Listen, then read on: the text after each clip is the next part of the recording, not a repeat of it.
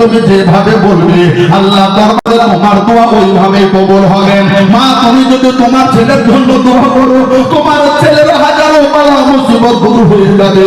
তোমার ছেলের মাথার উপরে যদি আসমান ভেঙে পড়ে, আল্লাহ রাব্বুল আলামিন মায়ের দোয়ার বদলাতে আপনার ওই ছেলে মেয়ের জীবনের বালা মুসিবত দূর হয়ে যাবে। ও আবার বলতেছিলাম আসুন হযরত মা রহিমা রাদিয়াল্লাহু তাআলা আনহা নিজের স্বামীকে বাবা কেউ অসুস্থ অবস্থায় পেয়েছেন। আপনার বিগত দিনগুলি তুমি স্মরণ করতে আছেন স্বামী গো, যে দিন থেকে আমি আমার বাবার বাড়ি থেকে আপনার দরবারে এসেছি গো স্বামী, আমি এত সুখ দেখেছি, এত সুখ দেখেছি, এত শান্তি দেখেছি, এত শান্তি দেখেছি। আপনার দরবারে হাজার হাজার কাজ দাসী তারা কাজ করেছে, তাদেরকে আপনি জীবনের একটা ছোট কথা আপনি বলেননি, কাউকে আপনি বকা দেননি, কাউরির ওপরে জুলুম করেননি, কাউরির ওপরে অত্যাচার করেননি, কাউকে মারা ধরা করেননি, কাউকে আপনার দরবার থেকে আপনি তাড়িয়ে দেননি। আর আজ স্বামী গো, আপনার চারজন বিবির মধ্যে তিনজন বিবি সুখের সময় তারা আপনার পাশে ছিল, আজ তারা সাইড হয়ে গেছে, আপনার দিকে আসে না, আপনার দিকে দেখে না, আপনার খবর তারা রাখে না, আপনার সাথে কথা বলে না, আপনার পাশে তারা বসে না। হযরত আইয়ুব আলাইহিস সালামের কাছে চোখের পানি ছেড়ে ছেড়ে বলতে আছে স্বামী গো, আপনার এই কষ্ট আমি রহিমা কিছুতেই যেন মেনে নিতে পারি না। ওগো আল্লাহর নবী, আপনি আল্লাহর কাছে দোয়া করুন, আপনার জীবনের সমস্ত রোগ বালা মুসিবত আল্লাহ পাক যেন আমাকে দিয়ে দেয়, আর আমি সহে নিব, আমি সবর করে নিব। কিন্তু স্বামী গো, আপনার দুঃখ কষ্ট আমি সইতে পারি না। সুবহানাল্লাহ, আপনার দুঃখ কষ্ট আমি সইতে পারি না। আল্লাহর নবী হযরত আইয়ুব আলাইহিস সালাম বলতে আছে, বিবি রে শোনো শোনো, তোমার সাথে আমার কতদিনের সম্পর্ক হয়েছে, আমি তোমাকে বিবাহ করে কতদিন তোমাকে জীবন যাপন করতে আছি। হযরত মা রহিমা রাদিয়াল্লাহু তাআলা আনহা সুবহানাল্লাহ জব্বার করে দেখে বলছেন, বাবা স্বামী গো, এই কথা আগে তো আমাকে জিজ্ঞাসা করেননি, আজ কেন জিজ্ঞাসা করেন? হযরত মা রহিমা মনে মনে ভাবতে আছেন, স্বামী এমন একটা রোগের মধ্যে চলে এসেছেন, এমন ভয়ঙ্কর রোগের মধ্যে পড়ে গেছেন, হয়তো আমার স্বামী দুনিয়ার মুখ থেকে তিনি বিদায় নিয়ে চলে যাবেন।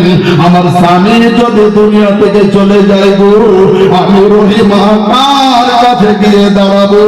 আমি রহিমা কার দরজাতে যাব? আমি রহিমা কার কাছে আশ্রয় নেব? আল্লাহর নবী হযরত আইয়ুব আলাইহিস সালাম বলেন, বিবি আজ তুমি আমাকে দোয়া করতে বলতে আছো, আমি নবী এই দোয়া তো করতে পারবো না। ও বিবি শুনো রে, তুমি আমার সঙ্গে কতদিন তুমি সংসার করতে আছো? হযরত আইয়ুব আলাইহিস সালামকে বলতে আছেন, ও গো আল্লাহর নবী, ও গো আল্লাহর প্রিয় নবী, ও গো আমার মাথার তাজ, আজ সুবহানাল্লাহ আপনার সাথে এক নয় দুই নয়, আমি লাগাতার 80 বছর ধরে আপনার সাথে আমি জিন্দগি পার করতে আছি। জিন্দগি মেরি গুজরে ইয়া খুদা মদীনে,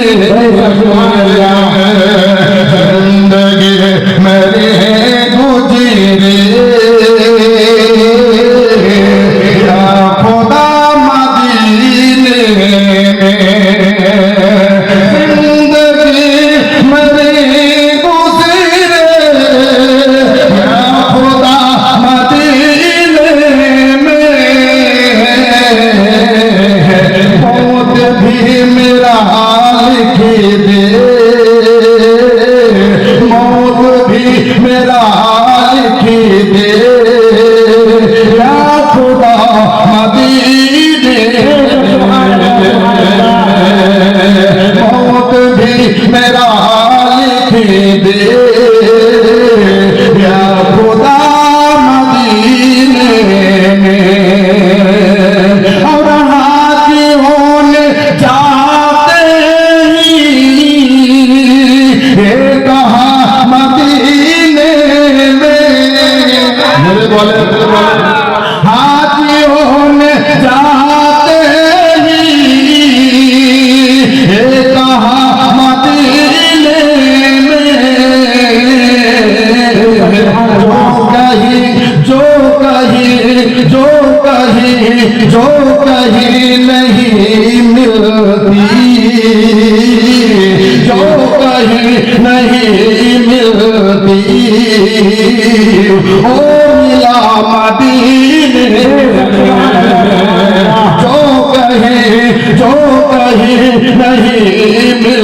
की ओ मिला मदीने में। हजरत अय्यूब अलैहिस सलाम बोलते আছেন বিবি 80 বছর ধরে তুমি আমার সাথে জিন্দেগি করতে আছো, 80 বছর ধরে তুমি আমার সংসারে আছো, 80 বছর ধরে তুমি আমি একসঙ্গে আছি। ও রহিমা, ওরে আমার প্রাণের বিবি রহিমা, ও গো টুকটুকি রহিমা, ও গো তাহিরা রহিমা, সুবহানাল্লাহ। এই 80 বছরের জিন্দেগিতে বিবি রে বলে একটা দিন কি তুমি বলতে পারো তোমার জীবনের মধ্যে কোনো কষ্ট হয়েছে কি? 80 বছরের জিন্দেগিতে তোমার কি জীবনে কোনোদিন কষ্ট হয়েছে? কখনো কোনো তুমি দুঃখ পেয়েছো? কখনো কোনো কষ্ট পেয়েছো? কখনো কোনো মুসিবত এসেছে? কখনো তোমার ভিতরে অনুতপ্ত হয়েছে? কখনো তোমার ভিতরে বেদনা হয়েছে? কখনো তুমি আল্লাহর কাছে নালিশ করেছো? কখনো আমার কাছে কোনো অভিযোগ করেছো? তো হযরত রহিমা রাদিয়াল্লাহু তাআলা আনহা বলতে আছেন স্বামী গো, আমি কেন আল্লাহর কাছে অভিযোগ করব, আপনার কাছে কেন দাবি করব? তার কারণ आपको और मैं को रखने वाला हमारा खुदा। जरे बोला जाবে না সুবহানাল্লাহ। আপনাকে রেখেছেন, আমাকে রেখেছেন একমাত্র আমার আল্লাহ। কাজে আপনি কি অবস্থায় আছেন, আমি কি অবস্থায় আছি, দুনিয়ার কোনো মাখলুক জানুক আর না জানুক, আমার আল্লাহ তো জানতে আছে। হযরত আইয়ুব আলাইহিস সালাম বলতে আছেন বিবি রে 80 বছর ধরে সুখ ভোগ করেছো, 80 বছর ধরে শান্তি পেয়েছো, 80 বছর সুখের জগতে নিজের জীবনকে ফাঁকা করেছো, একবার কি আল্লাহকে বলেছো ও আমার আল্লাহ আমাকে এত ভালো সুখ দিয়েছো? জোরে বলা যাবে সুবহানাল্লাহ, সুবহানাল্লাহ। দিয়েছো আমাকে, এত কোন আদর দিয়েছো আমাকে, এত কেন সুহাগ দিয়েছো, আমার এত কেন শান্তি দিয়েছো? একবার তো বলোনি। জগতে কোন মানুষ বলে? কেউ বলে গো? জি জি, আল্লাহ তুমি আমাকে এতখানি টাকা দিয়েছো, হ্যাঁ কেউ বলবে? আমার মতন বক্তা দিনে যদি 4টা প্রোগ্রাম করতে পাই তো কখনো মানা করবে? টাকা টাকা টাকা টাকা টাকাটাই সুবহানাল্লাহ বলে দুনিয়ার বাজার চলতে আছে।